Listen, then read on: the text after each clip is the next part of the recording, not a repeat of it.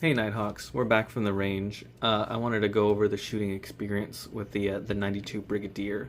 I'll also put some footage of the shooting itself. I'll put it in between some sections here of, I guess this will be the review rather than the overview. So, shooting experience on the Beretta 92 Brigadier, I will say off the bat, overall shooting experience, I did not like the way that this gun shot out of the box. So I'll do some pros and cons on it. I'll start with the pros because, I mean, gotta start nice, right? The first pro on this model is the single action is not bad at all. So you do have some take up there, so boom, right there is your wall.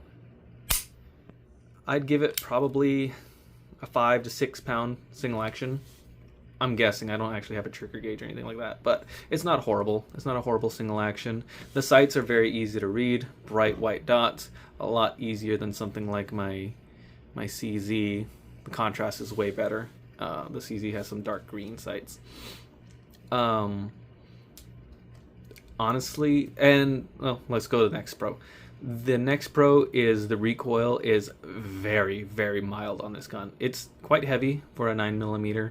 Not, all steel, but the aluminum frame, the heavy steel slide, the heavier steel slide even than a standard one, the rubber grips. All of this lends to very mild recoil. You can see here the gun barely moves.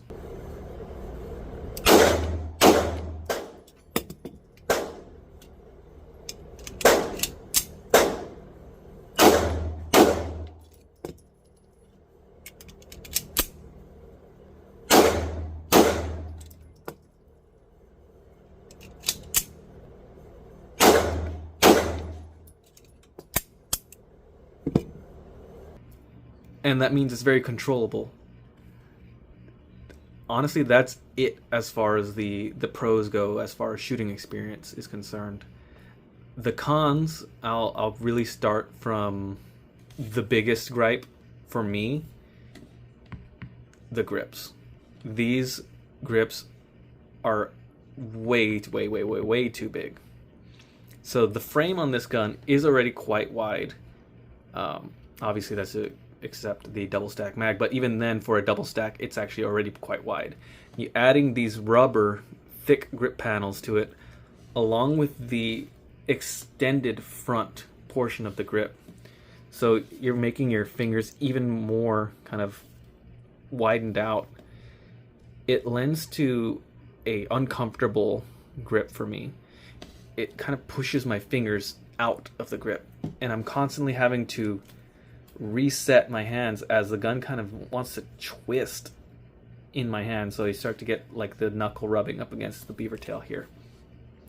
This is absolutely the worst part of this gun, is these rubber hogue grips. Bad, nasty, hate them. Number two, another really big issue on this one is the factory trigger.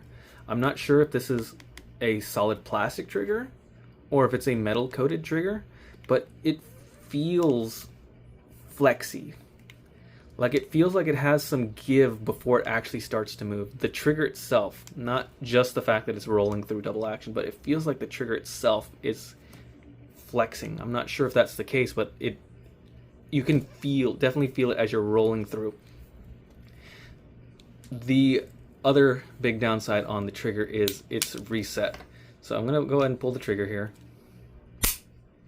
and reset it. So I'm going to try and ease it out and show you what I was experiencing here. So as I let it out,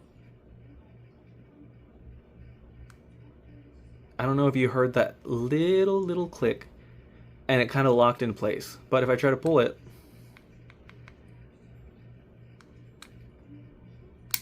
there we go. So I was getting kind of a false reset on it. Let's see if you can hear this.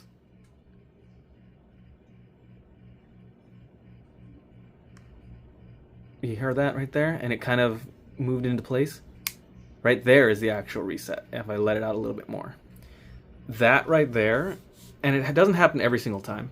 It happens like 90% of the time. That right there absolutely threw me off every time it happened because I shoot to reset. So I fire and I ease it out until there, and then I fire again. I don't take my finger off the trigger and then pull it back. I let it out and then pull without letting any air kind of between my finger and the trigger. When it has that false reset, I flinch every single time.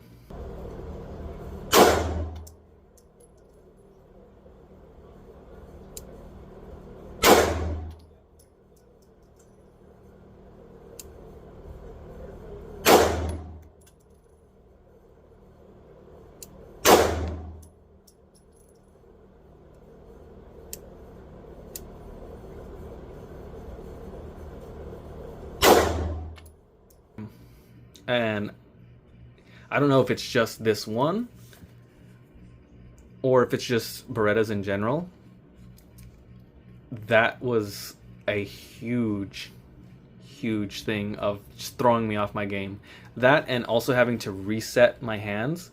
I couldn't like hammer down and focus on firing because I was just like, okay, I guess I gotta let it out all the way every time I shoot. Instead of doing my fundamentals, I'm trying to remember, hold the gun right and let the trigger out. It just, those are big issues for me at the range. I guess I'm kind of spoiled with my 1911 and my CZ. The CZ is extremely positive on the reset, and the 1911 is a single action, so duh. Not the most pleasant shooting experience. Definitely going to look into doing some internal upgrades besides the whole Samurai Edge aesthetic thing. So 100% I'm going to replace that recoil spring. Something in it, 16 probably is the D spring, 16 pound spring. Definitely going to go with a 13, I think. 100% going to change out the trigger bar. The trigger bar is, I believe, what is responsible for your reset. It's like the geometry of it is what is responsible for the reset. Going to go with a Langdon on that one. The physical trigger, of course, going to go with a metal trigger regardless, but that's going to be a big upgrade. I don't know if the trigger reset spring or return spring is an issue. It feels really weak, but I don't know if they actually have an increased weight return spring. If it had a heavier return spring, I think it would force that trigger forward a bit into the correct reset instead of that faux reset. But that might be something I have to look into. But overall, like I said, the shooting experience on this one was I didn't really care for it. Oh, accuracy. Accuracy. The accuracy out of the box on this with cheap Winchester and Browning ammunition, kind of disappointing. The groups were about twice the size of my CZ75 or my 1911. Now I was kind of thrown off my game like immediately upon shooting the first couple rounds. I was already thrown off on it, so maybe I was kind of in my own head, or maybe I'm a bit rusty. That's a possibility. I just couldn't get accuracy out of this gun versus the guns that I have already. Maybe as I get more familiar with the format of this pistol, I'll improve, and especially as I start to change some of these parts, I'll get back to you on that as far as accuracy goes. But I'm going to enjoy this a lot more once we modify it. So that's my first range trip on the Beretta 92 Brigadier. I believe I'll give you some more updates once I change internals on it. Probably not going to change some externals until I actually get all of the aesthetic parts ready, but I'll give you an update once I change some of these internals.